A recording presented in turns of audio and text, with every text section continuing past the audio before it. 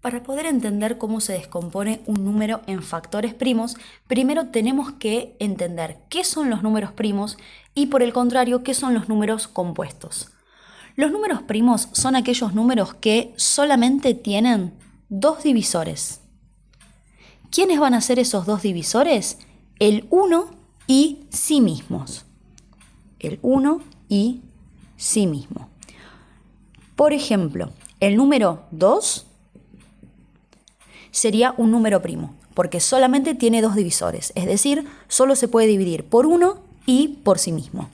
El 3 también sería un número primo, el 5, el 7, el 11, el 13, el 17, el 19. Y acá vamos a escribir puntos suspensivos, lo que nos da a entender que este conjunto de números es infinito. Es decir, va a continuar, va a seguir habiendo otros números, infinitos números, mejor dicho, que van a tener dos divisores, el 1 y sí mismo.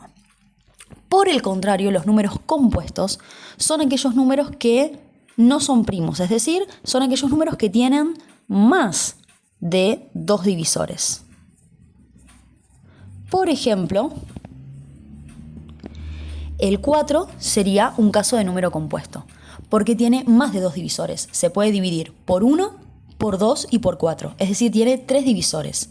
Algo parecido pasa con el 6, que también es compuesto, el 8, el 9, el 10, y acá nuevamente vamos a utilizar los puntos suspensivos, lo que nos da a entender que este conjunto también, al igual que el conjunto de los números primos, es infinito. Hay infinitos números que van a tener más de dos divisores. Hay un número que es la excepción a la regla porque no es ni primo ni compuesto, en realidad dos números que no son ni primos ni compuestos, que son el 0 y el 1. Dentro de lo que es el conjunto de los números naturales sería el 1, porque el 0 no es considerado natural. Pero tanto el 0 como el 1 no son ni primos ni compuestos porque no tienen ni dos divisores, pero tampoco tienen más de dos divisores. Ahora bien, supongamos que tenemos el número 28 y lo queremos descomponer como un producto de números primos, de factores primos. Factores se le llama a cada uno de los números que forman parte de una multiplicación, de un producto. Hay dos formas de descomponer a este número. Una forma que es armar una especie de árbol, ¿sí? Lo que se llama un diagrama de árbol.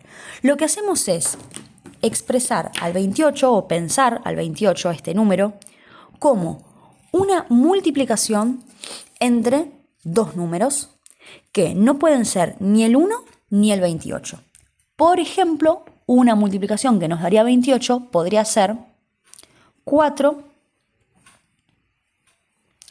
por 7. Ahora bien, si alguno de estos dos números es primo, ahí va a terminar esa parte del árbol.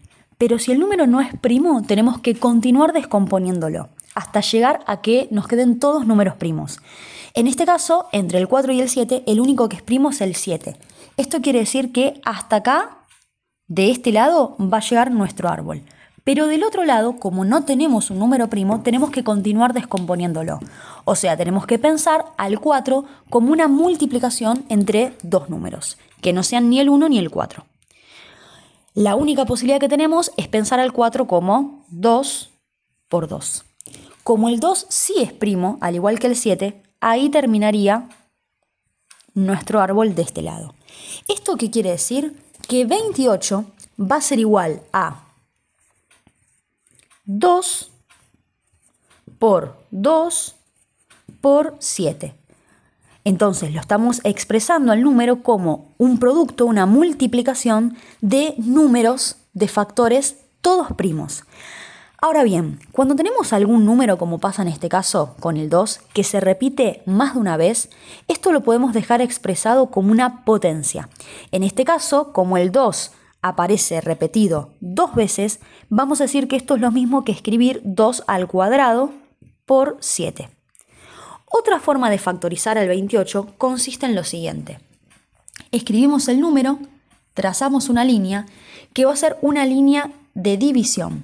Y lo que hacemos es dividir a este número sucesivamente por números primos.